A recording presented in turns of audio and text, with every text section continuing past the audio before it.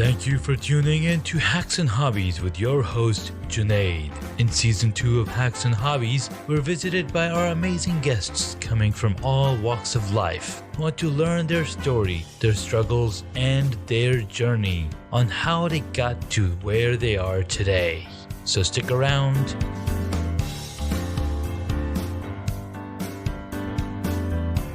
In this episode, I get to speak with Jonathan Stark.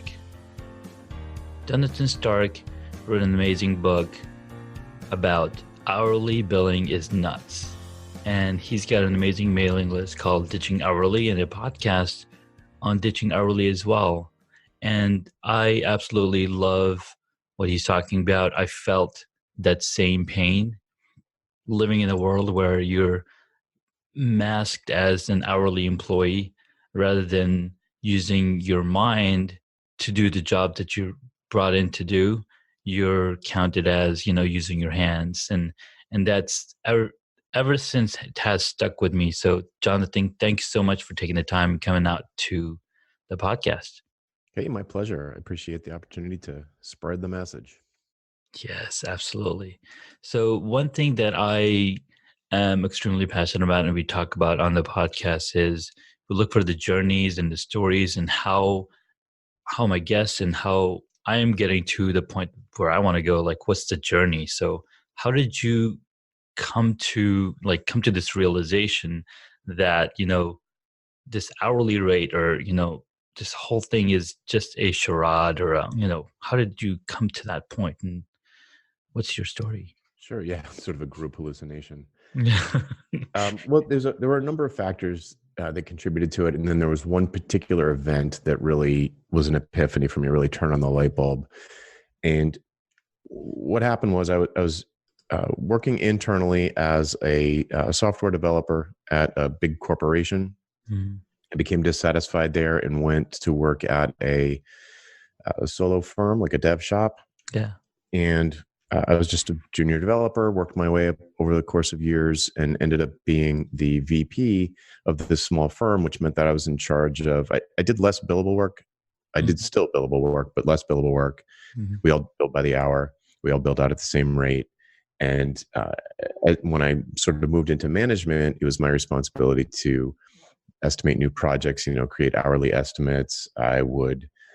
I even built systems to track hours. I would chase the developers to get their hours in every week. I would make sure that invoices were going out with our timesheets and all the hours. And then I would, argue with clients over how long stuff was supposed to take and hours. Yeah.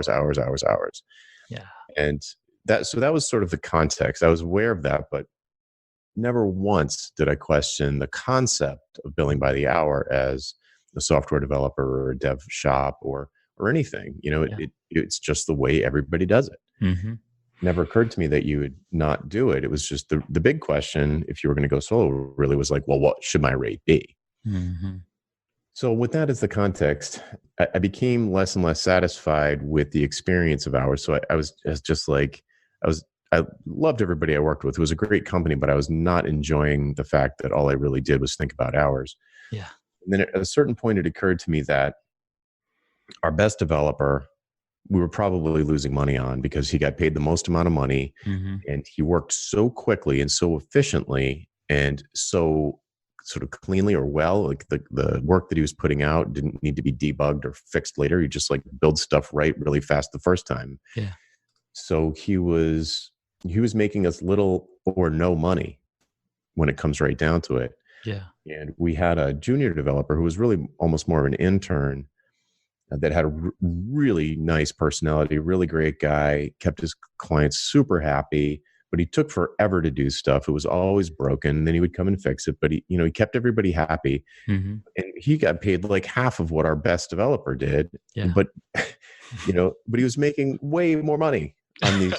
It sort of offended my sensibilities, and you could sort of imagine why. I felt like, geez, wouldn't we want to have amazing developers? Wouldn't I be happy? Wouldn't I try and go out and hire amazing developers? But then if I do, we're going to be making less money. So why would I bother? Why not just hire a bunch of really nice people who are terrible at development, have really slow machines, Yeah. don't really know fast ways to do things, and write bad code that needs to be fixed a lot.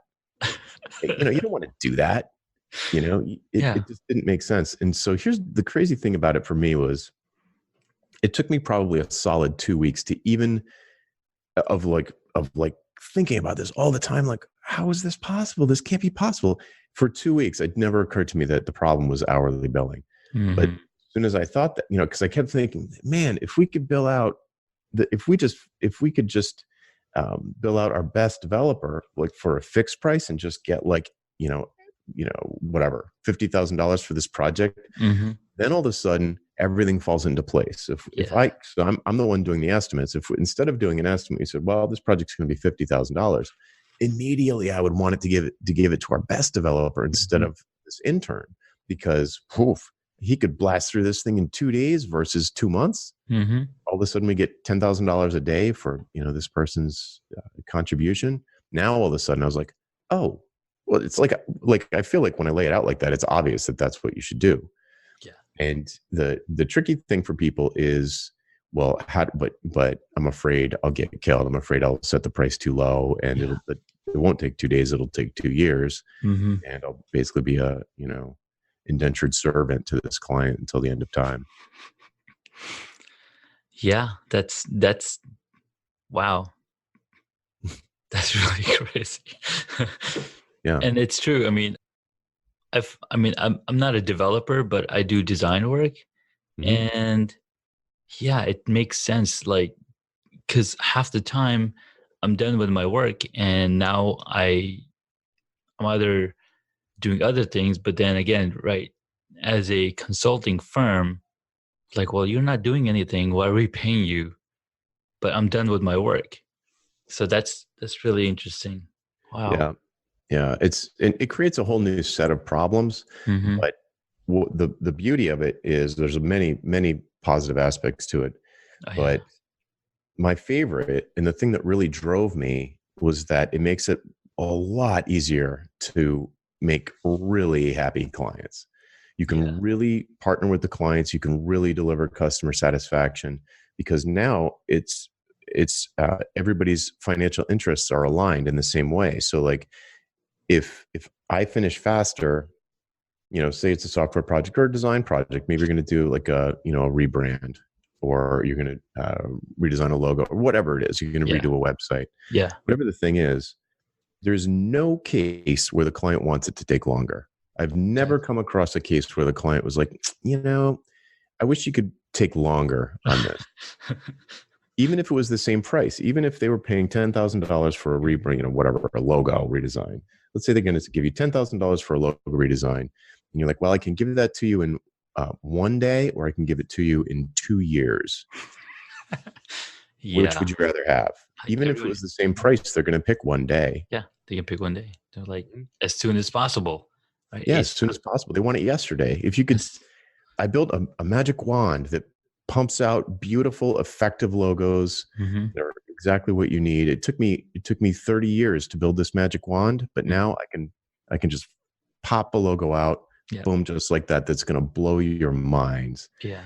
And if you could do that, what would it be worth? Well, it'd be worth more than if it took you 6 months to do that logo. Yeah. So you Yeah. should get paid more for. It's Exactly. like FedEx. It's more for overnight service, not less. Mhm. That's true. Because now you're paying for convenience more than anything else. Yeah, and in a business case, in a business to business context, which is, what most freelancers and consultants and dev shops, they're, and agencies, it's all B2B. Mhm. Um, there's opportunity cost. Like the client does not want a project to take forever. Even Yeah. if it doesn't cost them more money, it costs them in all of the resources that they have to, their employees are devoted to their piece of the project. They're providing assets, or you're interviewing them, or you're asking them about business logic. Yeah. You want that over with. Those people have other jobs to do. They don't want to be bugged Exactly. by some outside, party asking them for assets, or asking them for business information or Mhm. business logic, or logins to systems. It's like, it'd be much cheaper in terms of overall resource allocation to have any project happen fast. Yeah. You know? No, absolutely right. Get it done fast, get it done accurately. So there's no bugs, then the client will come back like, hey, you're done with that project. Let's do another one because we trust you. And Right. it's worth our money, even if we have to pay more money, because we're saving time. Is because time is something they're not getting back. Non-renewable resource. Yep. Unrenewable. Yep. Very cool. So I've been listening to the Business of Authority podcast as well. And there's a lot of cool topics that are helping me align what I'm doing with my stuff and what I want to be, in the next few years. And it's been great help. So like, how did you make that connection, or how did you meet with Rochelle? Yeah. And create that collaboration?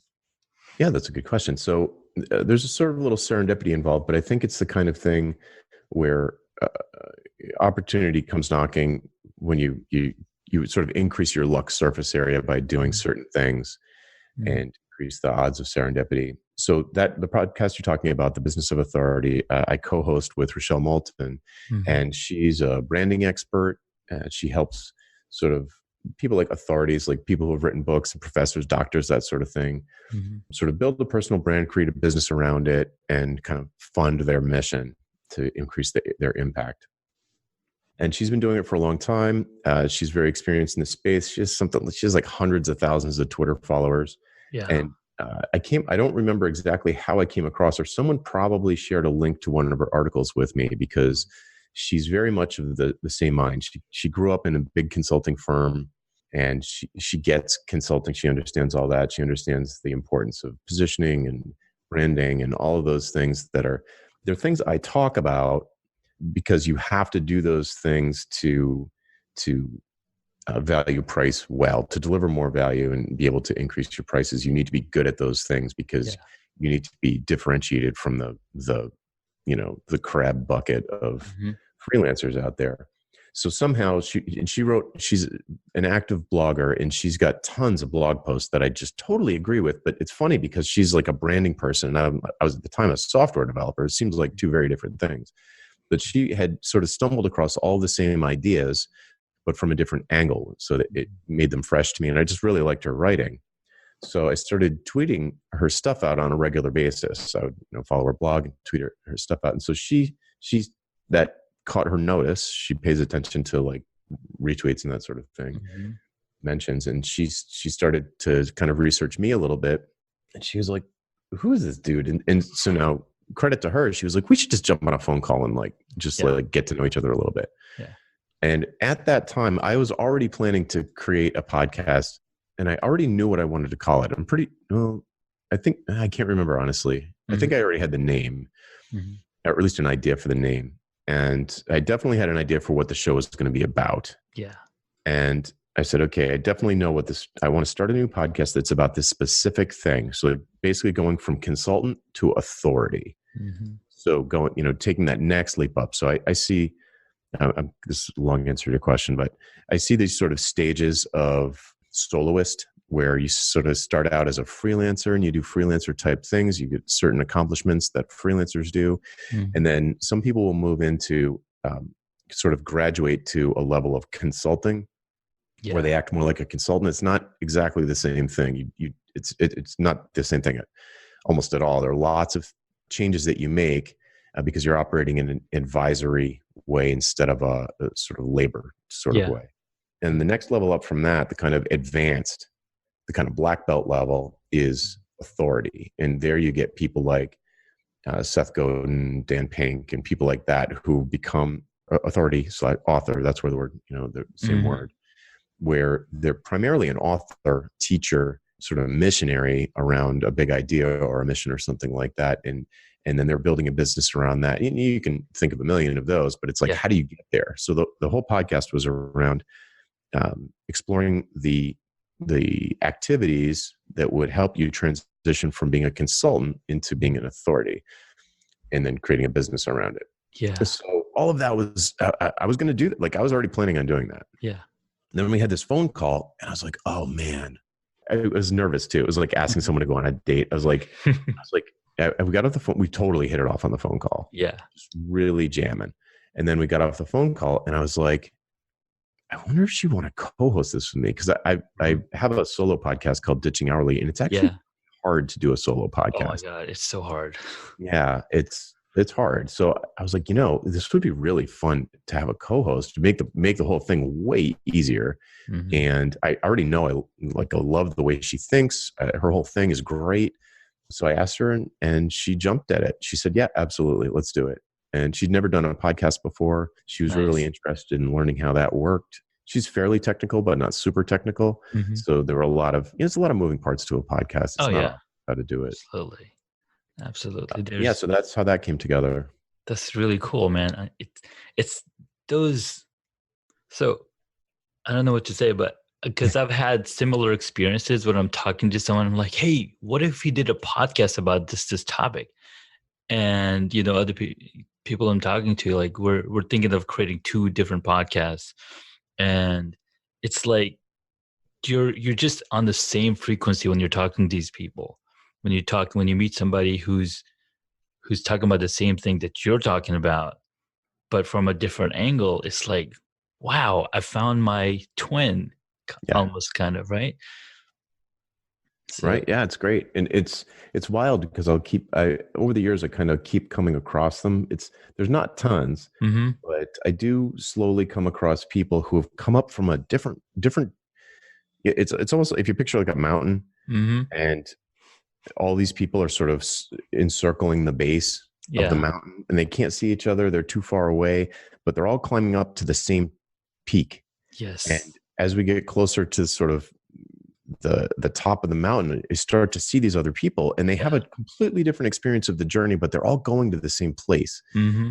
And Blair Enns was like that for me. Chris Doe, Rochelle Moulton, Rochelle from Business of Authority, and Yeah. the different ones I've kind of encountered over the years. David A. Fields is another one, Mm-hmm. and we all have very different backgrounds, but we're all in a similar place on the same similar place, all going to the same destination, and Yeah. it's wild when that happens. It makes me feel like there's actually there's probably something there. No, absolutely. Because so I got introduced to Gary Vaynerchuk a few years ago, and I was kind of reading his book, and then I like left it busy with work and whatnot. But then I came back to it and I listened to the whole thing through, and I heard about Crushing It. And Crushing It is, they're talking about like all these people that are doing the similar thing, just like you mentioned, we're all going up to the same mountain. But Mm-hmm. then as you come towards the top, you start noticing other people that are Mm-hmm. getting to the same point. And there's a lot of stories like that in Crushing It. And I was like, wow, these people, they just kept on doing and kept on doing it, and just being consistent and just creating content, creating value for their audience, and building their audience. And it's like, wow, there's something there, absolutely, that I need to dig more into and see if I can follow that same path and go up there. Mm-hmm. It's really exciting to see how all these things are coming together. And so my passion for podcasting started like 8 years ago. And I even started a podcast called Still Brewing It, because my cousins and I, we just talk about different ideas. But like you said, it's not easy. There's a lot of moving parts. Mm-hmm. And we were all in different states. They were in California, I was in Colorado. And it was just really hard to bring all those things together. But now, and you mentioned, right, it's really hard to do a podcast on your own, like a solo podcast. Who's going to come listen to you? Mm-hmm. Unless I mean, you've already had a book out, so there's those followers coming in through. And so earlier last year, I was like, okay, I'm just going to do it. I'm just going to do a podcast about hacks and hobbies, because my friends would make fun of me, or colleagues of like, hey, so what's your new hobby this week? I'm like, all right. So I was just getting into beekeeping, took a beekeeping class, and I'm like, all right, I'm going to start documenting this process, and let's see what happens. So one of my buddies, he's like, you should talk about queen bee.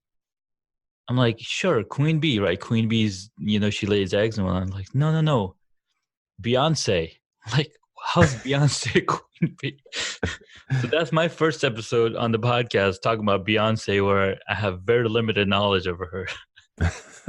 So that was fun. So I did that for like at least 6 months. I just did a solo podcast and I'm talking about all the different things that I'm doing and all the things that bees are doing and getting to, beehives. And then I was like, you know what? There's so many connections. There's so many people that are circling them out and doing the same journey. Let me find out their story. Maybe I can improve and get better at doing what I'm trying to do. So that's where the interview series started. And I've talked to like 50 people so far, and it's just it's like this is the space I want to be in. Like why didn't I start talking to people on radio like 10 years ago? It's so Right. amazing.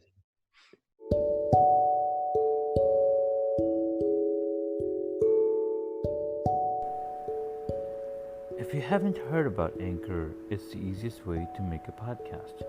Let me explain. It's free.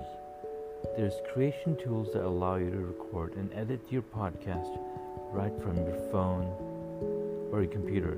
In fact, I'm recording this on my phone.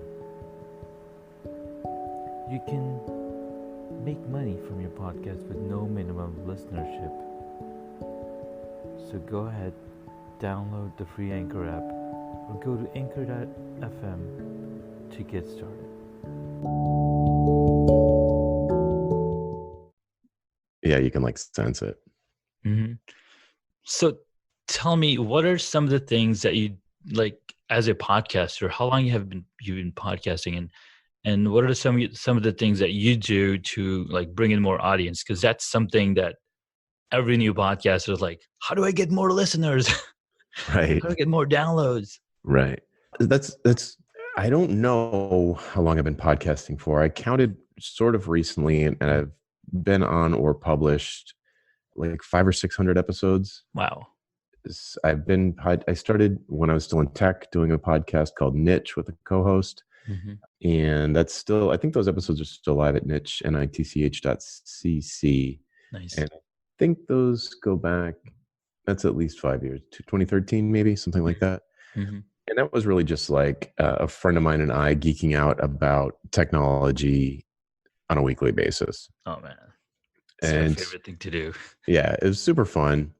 And it was one of those podcasts that it was very much inspired by the Headspace podcast. I'm blanking on the name now, Boag World.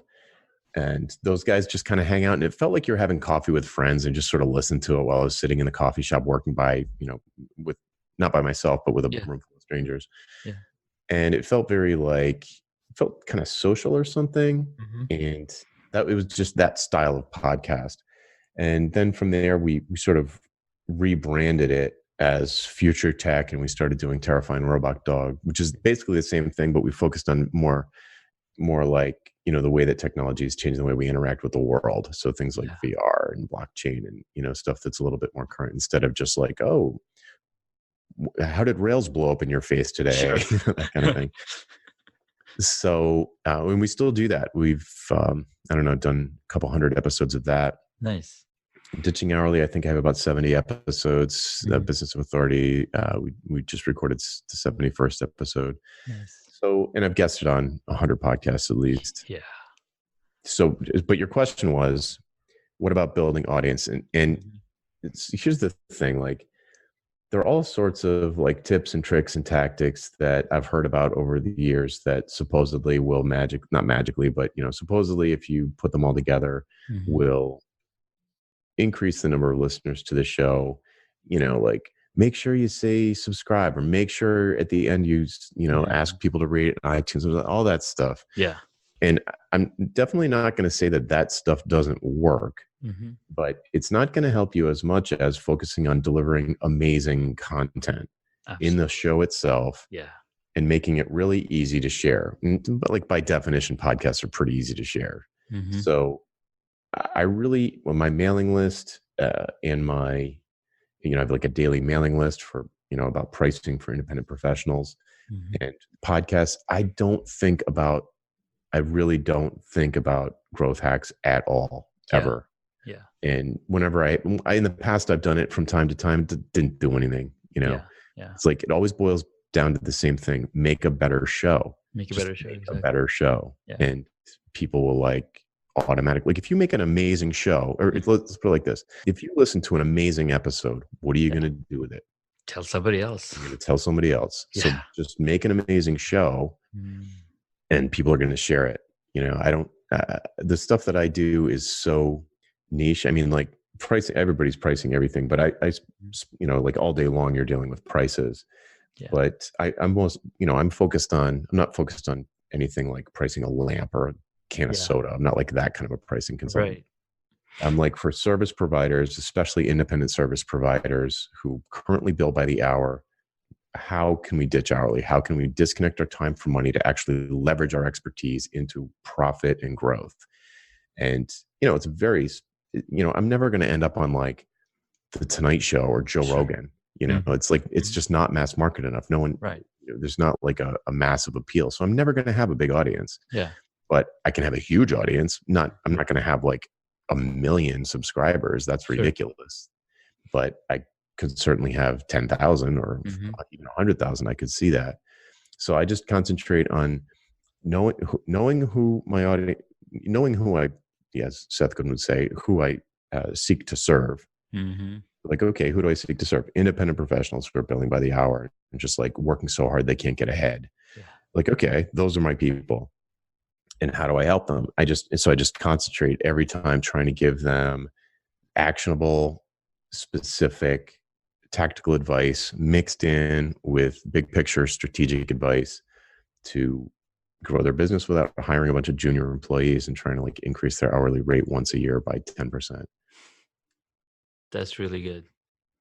That's really good. I love that. Yeah, I'm a huge student of Seth Godin's, and he's been coming on a lot of podcasts lately, podcasts and interviews.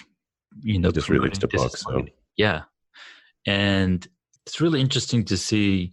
Like, he's almost always saying the same thing, but like he'll delve into some of the stories, and like it's like very refreshing to hear him.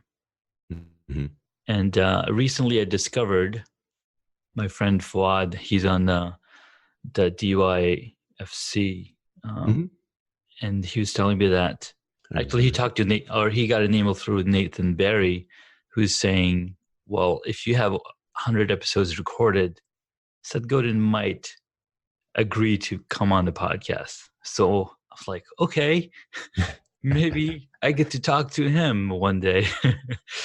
So it's been inspiring, very inspiring, because like he's been a freelancer for such a long time, or an entrepreneur, and I'm like, okay, I want to get there. So I'm working on a lot of different things and hopefully getting there faster than slower. So got to keep consistency and constantly posting new content, not just new, but valuable content, like you mentioned, make a really good show. And that reminded me of an episode I heard yesterday. It's on Pop Psych 101. This is a podcast about mental health in pop culture, like how to use mental health in movies, TV shows, and books. And this one specific episode was about the movie Inside Out, and talking about childhood depression. Right. And I was like, whoa. Yeah. And yeah. I mean, it's wild. Like the internet enables it sort of empowers the wrong word, but it sort of like benefits the long tail people. Yes. The Seth Godin idea, and Gary Vee talks about this too, and Clay Shirky. It's like, it's so hard to conceive. Like there's something like 4 billion people online. So, you know, there's like 7 billion people on Earth, and something like, let's just say more than half of them are connected to the internet. Yeah. That's mind-boggling. That is mind-boggling. Right. You can't even like you could blog about bees, I'm sure. And if you were genuine and cared and got into it, like you could make a nice living just selling stuff to people who are into bees. Like my wife's super huge into knitting. She teaches knitting classes, and she'll sit there knitting, And like, we don't have TV. We haven't had TV in the longest time. We just sit there and watch, like, she just sits there, knits, and watch like YouTube. They call them podcasts. They're really YouTube channels of Yeah. Knitters just talking to the camera, like, oh, this is what I'm working on to do. And these people, they either dye yarn, or they put together kits, or they write PDF patterns, and they sell stuff in Shopify stores or through Ravelry, which is the social network for knitters. And, you know, they're like people who have huge, like, I shouldn't say huge, like, you know, not huge like Amazon, but they have really successful businesses based on just like talking into a terrible webcam, like that's true, like live streaming to YouTube while they're knitting something, like poor lighting and bad sound. And then they like spin up a Shopify store or sell a pattern on Ravelry and, you know, make $750,000. Wow. Yeah, it's great. I mean, it's amazing. Like right now is such a great time for people who care about something or really passionate about something, because the internet enables you to like find the others, as they say. It's like if you know, but there's so much, obviously the flip side is there's so much noise that you need to be laser focused, to break through, to create some kind of critical mass. I talk about all the time. I use the analogy of like if you put a little bit of like tinder or kindling or something like that on the ground, like small pieces of paper and bark and thin strips of bark and wood and twigs, you could leave that in the sun all day long and it's never going to catch on fire. It's not going to catch on fire. But if you take a magnifying glass and you focus called the attention of the sun, you can start that. You're never going to start a big log. You know, and the wood represents people. So if you have like this little pile of twigs, you could start that on fire with a magnifying glass. So you just create this tight focus on this small group of people, this tiny bit of fuel, and then boom, catches on fire, starts to become a little bit self-sustaining. But whoa, you're running out of, you know, you need more fuel, put more fuel in there, a little bit bigger. Now you've got this, you know, you start to get like a nice fire going. Wow. You don't have to use a magnifying glass anymore. No. Yeah, you can sort of like get a little less focused. But continue to serve this audience, because now you've got this audience. And it's like, oh, now I don't have to constantly be rubbing sticks together and using this magnifying glass. I can just like make this, like this community is going. It's like self-sustaining. It's going to burn out if you don't keep feeding it, but you can get more fuel and keep putting it in there. And it's just amazing. It's a little bit scary to imagine like what would happen if, you know, email or, you know, decentralized, or RSS decentralized, or just being able to like anybody can put up a website. It's a little bit scary to imagine that going away, because it is. It would be I'm not saying it would go away, but a lot of people doom and gloom talk about, you know, censorship and net neutrality and sort of balkanization of the internet and chopping it up and regulating it. It's like very scary, because right now is like the most amazing opportunity. That's true. But I love that analogy. I'd never thought it that way. Like, that was an amazing analogy. I could definitely share it with my friends. I'm like, dude, you just got to light a fire. You just got to light a spark. Just got to have the spark. The one example that I would mention, like in this niche market, like there's a YouTube channel called Ants Canada. I remember watching them like 2 years or maybe 6 months ago. They had 670,000 subscribers. It's about ants? Just about ants in ant farms indoors. And this guy's talking about ants. And they've got multiple colonies. And I checked on it recently, last month, I think. It was like 2.7 million subscribers. Yeah. It's unreal. So it's great. Wow. It's great. It's perfect. Yeah. When I talk to people, like a new student, because I did private coaching with people, and there's an application form, because it's not a good fit for everybody. In fact, it's not a good fit for almost anybody. Yeah. But when people are ready, I can tell, because in the application form, one of the questions is, what are your passions outside of work? Mostly I work with software developers. Yeah.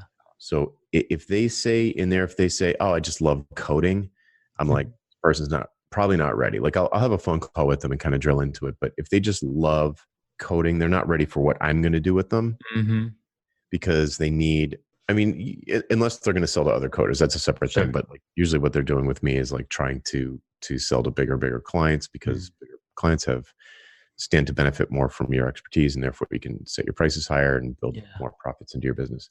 Anyway, the point is, like, I get on the phone with people, and one of the things I like to do is find some sort of, I want to make that little pile of tinder. I want to make that little pile of kindling. And that's the first group, the early adopters, like the core of the audience. Like, who are those people? And they're like, I don't know, I could do this for anybody. I'm like, I know you can do it for anybody. Yeah. Who do you want to help? Like, you're going to spend all of this time of your, adult life, spending all these working hours helping somebody. And they're like, I don't know, I could help anybody. I'm like, oh, well, would you help a serial killer? No, I wouldn't help. Well, would you help whatever? And you can list off all these people who they wouldn't help. And all of a sudden, like, so you can list these people who you don't want to help, but who do you want to help? Yeah. And if they can't come up with an answer to that question, it makes it so hard to start out. So like, like this YouTube channel you mentioned, Ants Canada, those are your ant people. Anybody into ants? Yep.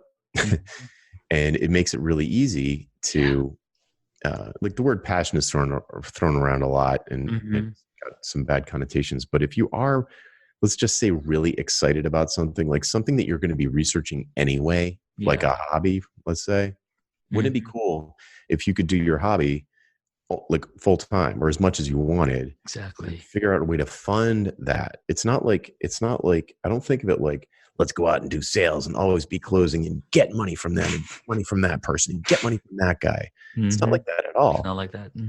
No, it's like, you've got this mission you want to further, like, like the bees are disappearing. What are we going to do about this? I'm scared about this. I want to research. I want to figure out what to do. And why are these colonies collapsing? Is it cell phone? Is it 5G? Like, what is it? Yeah.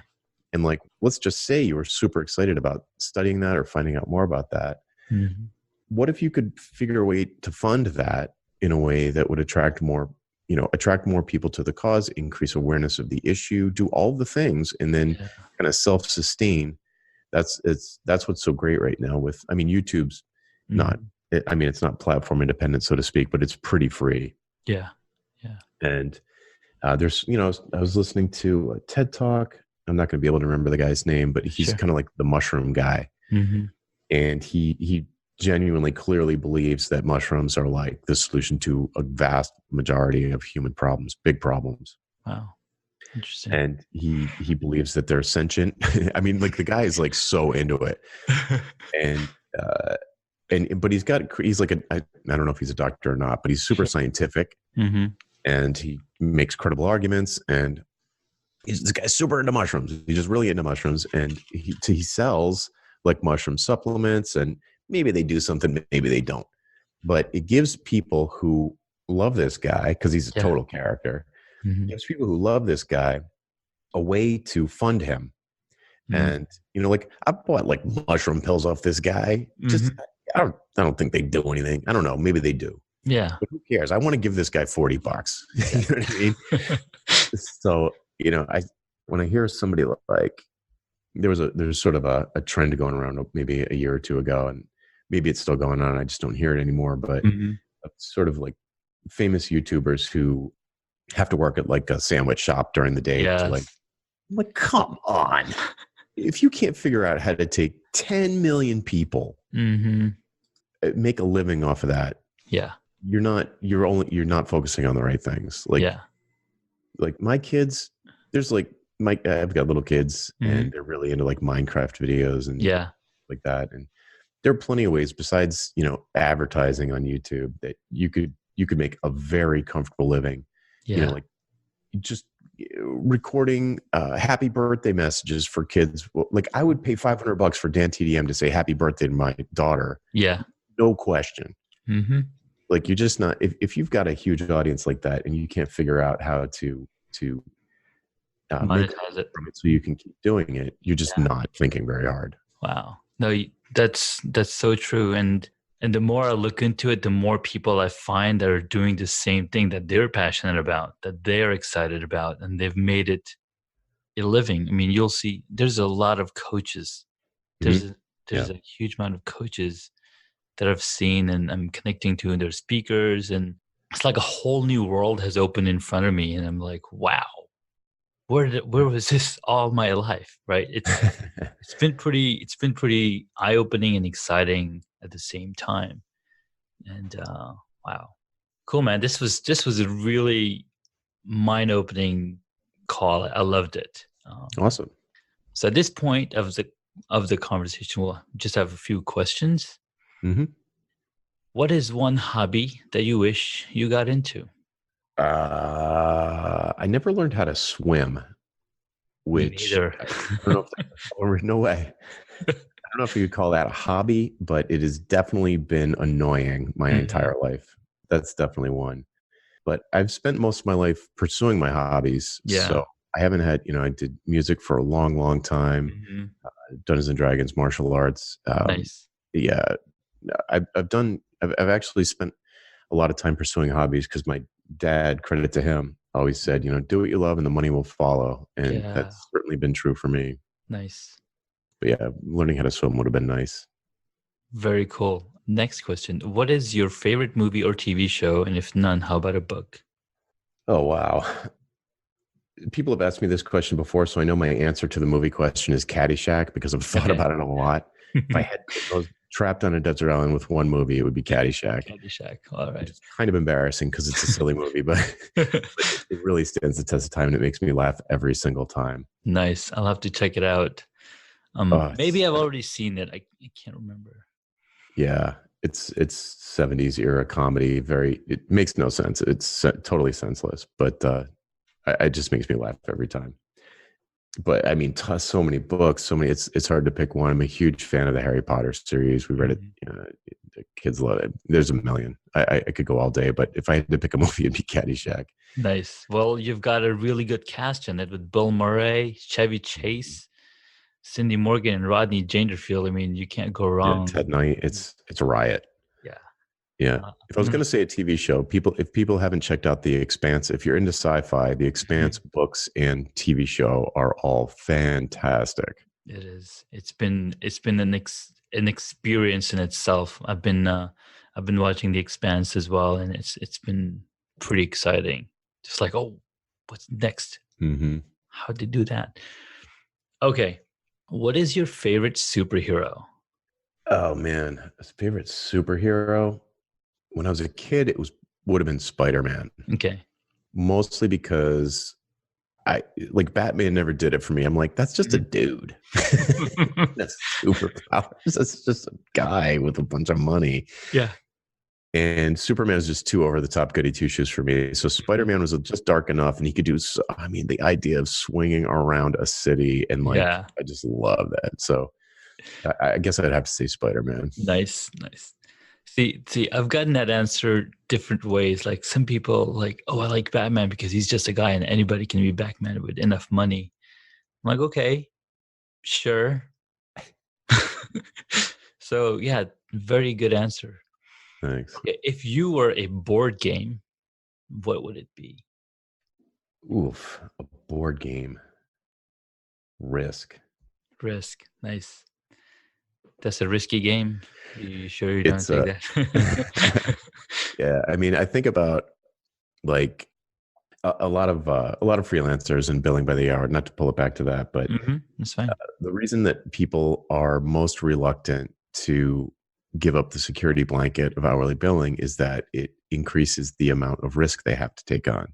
And I like to point out to people that risk is risk is where profits come from, risk reward. Like if you don't take risks, you are going to have razor thin margins.